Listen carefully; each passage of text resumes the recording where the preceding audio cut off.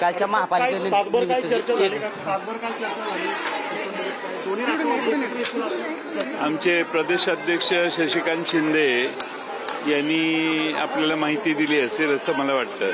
भारतीय जनता पार्टीने मोठा सर विजय मिळवलेला आहे. सर्वच पक्षांना भारतीय जनता पक्षाने महाराष्ट्रात बऱ्याच ठिकाणी विजय मिळवलेला आहे आणि विजय मिळवला म्हटल्यावर त्यांचं अभिनंदनही केलंच पाहिजे. विशेषतः पुणे आणि पिंपरी चिंचवडमध्ये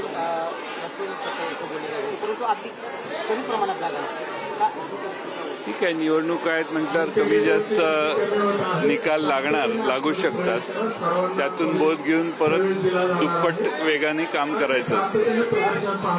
शिंदेने सांगितलं की 12 जिल्हा परिषदमध्ये आम्ही कुठेतरी विलीनीकरणाची देखील चर्चा होण्यास सुरुवात झालेली आहे. काही त्या बाबतीत शशिकांत शिंदेनी आपल्यासमोर जर भाष्य केलं असेल तर त्यावर वेगळं बोलणं योग्य नाही.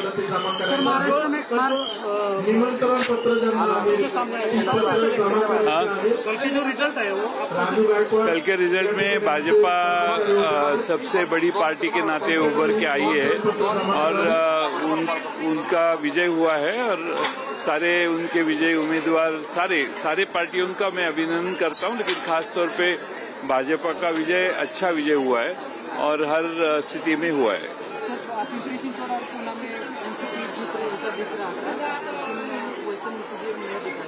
हाँ, देख रहा था लेकिन नहीं दिखाई दिए.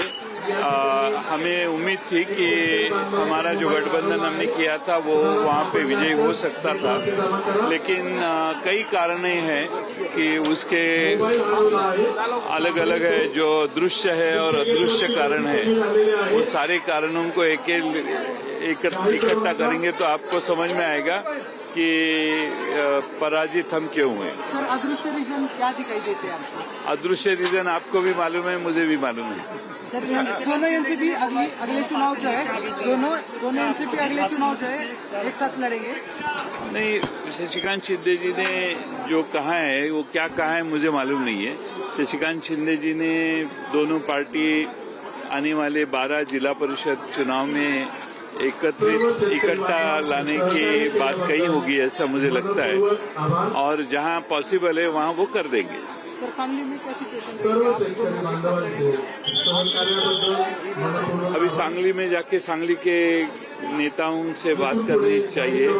हम वहां जाके बातचीत करेंगे और उसके बाद आपको बताएंगे.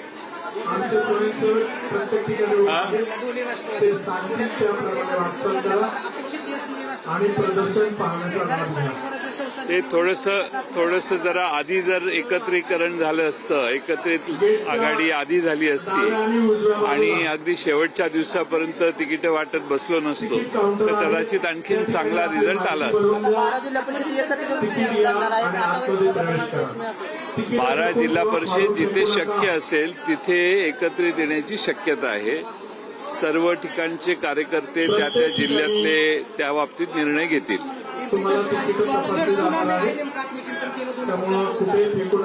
कालच पराभव झालाय, आत्मचिंतनाला जरा वेळ द्या. आपण चला पाटिल का जो बूथ है वहाँ पर वो मशीनरी के बारे में उन्होंने आरोप लगाया कि वो मशीनरी चेंज हुआ है, उसका आईडी मैच नहीं हुआ.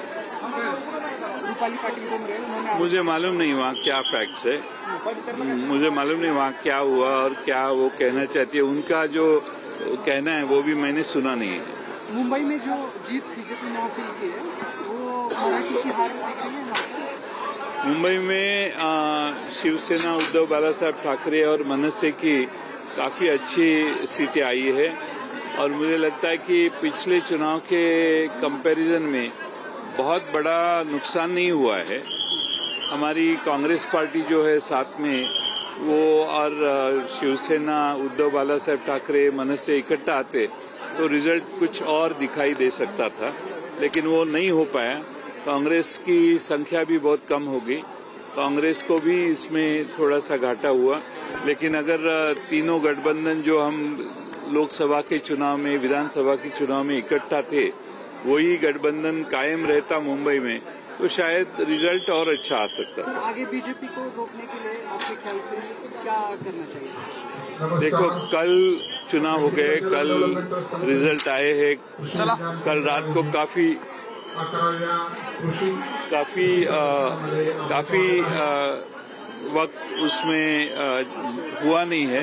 अभी बैठ के सोच के इसके बारे में हम विचार विमर्श करेंगे। काल ज्या काही निवडणुका झाल्या यामध्ये जी मतमोजणी होती अनेक ठिकाणी ईव्हीएम मशीन बंद पडल्या, विशेषतः ठाणे आणि मुंबईमध्ये हे जास्त प्रकार घडले, यामुळे बोगस मतदान झाल्याची चर्चा आहे।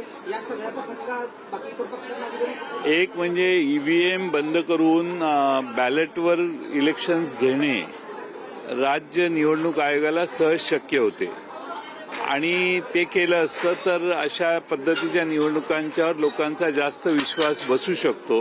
कारण काही ठिकाणचे निकाल एकदम अनपेक्षित आहेत, प्रचंड तफावत दोन उमेदवारांच्यात पडू शकत नव्हती अशी आहे।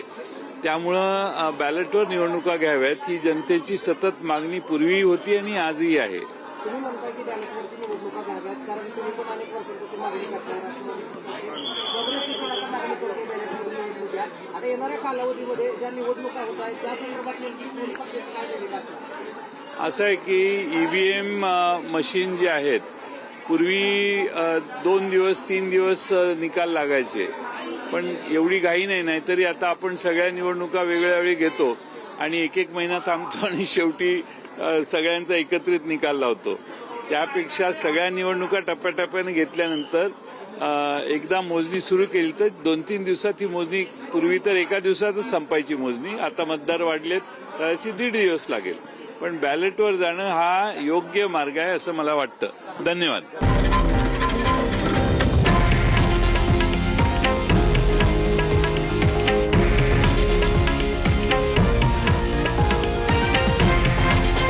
हे आहे देशातील नंबर 1 न्यूज नेटवर्क आणि आपण पाहत आहात TV9 मराठी, एकमेव।